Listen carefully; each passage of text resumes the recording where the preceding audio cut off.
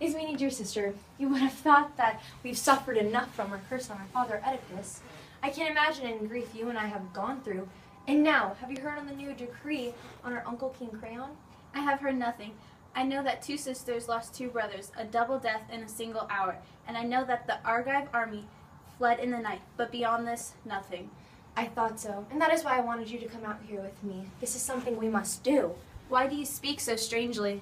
Ismene, Creon buried our brother Eteocles with military honors, gave him soldier's funeral, and it was right that he should. But Polynices, who fought so bravely, died as miserably. They say that Creon has sworn no one shall bury him, no one shall mourn for him, and his body must lie in the fields, sweet treasure for the carrion birds to find him, search for food. That is what they say, and good Creon is coming here to announce it publicly, and the penalty? Stoning to death in a public square. Prove what you are, a true sister or a traitor to your family. Antigone, you are mad. What could I possibly do? And now you must decide whether you will help me or not.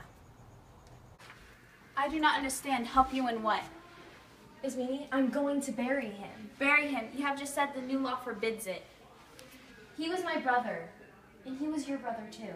But think of the danger. Think what Creon will do. Creon is not strong enough to stand in front of me. Sister, Oedipus died, everyone hating him for his own search brought to light, his eyes ripped out by his own hand, and Jocasta died, his mother and wife at once, our mother. She twisted the cords that strangled her life, and our 2 brothers died, each killed by the other's swords, and we are left.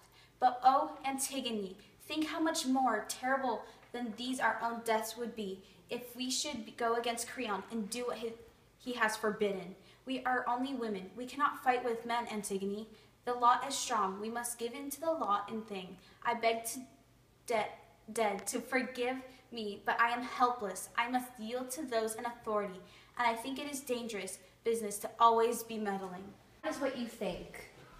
I should not want you, even if you ask to come, but you have made your choice, and you can be what you want to be, but I will bury him. And if I must die, I say this crime is holy. I shall lie down with him in death, and I shall be as dear to him as he was to me. It is the dead, not the living, who make this the greatest demands. We die forever. You may do as you like, since apparently the laws of the gods mean nothing to you. They mean a great deal to me, but I have no strength to break laws that were made for the public good. That must be an excuse, I suppose. But as for me, I will bury the brother I love. Antigone, I am so afraid for you. You need not be. You have yourself to consider, after all. But no one must hear of this. You must tell no one. I will keep it a secret, I promise. Oh, tell it. Tell everyone. Think how they'll hate you when it all comes out. If they learn that you knew about it all the time. So fired, you should be cold with fear. Perhaps, but I'm doing only what I must. But can you do it? I say that you cannot. Very well. My strength gives out. I shall do no more. Impossible things should not be tried at all. Go away, Ismene. I shall be hating you soon. And the dead will too, for your words are hateful. Leave me my foolish plans. I'm not afraid of danger. If it means death, it will be the worst of death. Death without honor.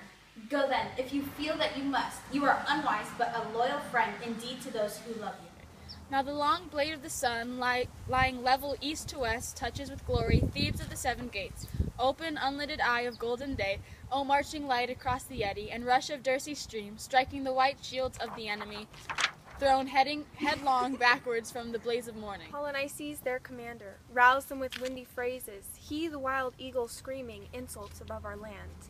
His wings their shields of snow, his crest their marshaled helms. Against our 7 gates, in a yawning ring, the famished spears came onward in the night.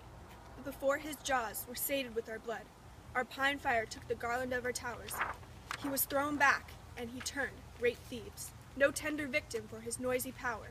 He rose like a dragon behind, shouting war. For God hates utterly the bray of the bragging tongues, and when he beheld their smiling, their swagger of golden helms, the frown of his thunder blasted, their first man from our walls. We heard his shout of triumph, high in the air turned to a scream. Far out in a flaming arc he fell with his windy torch, and the earth struck him. Another storming in fury, no less than his, found shock of death in the dusty joy of battle. 7 captains at 7 gates yielded their clashing arms to the god that bends the war and breaks it. These two, but only, brothers in blood, face to face in a matchless rage, mirroring each other's death, clashed in long combat. But now in the beautiful morning of victory, let Thebes of the many chariots sing for joy. With hearts for dancing, we'll take leave of war. Our temples shall be sweet with hymns of praise, And the long night shall echo with our chorus.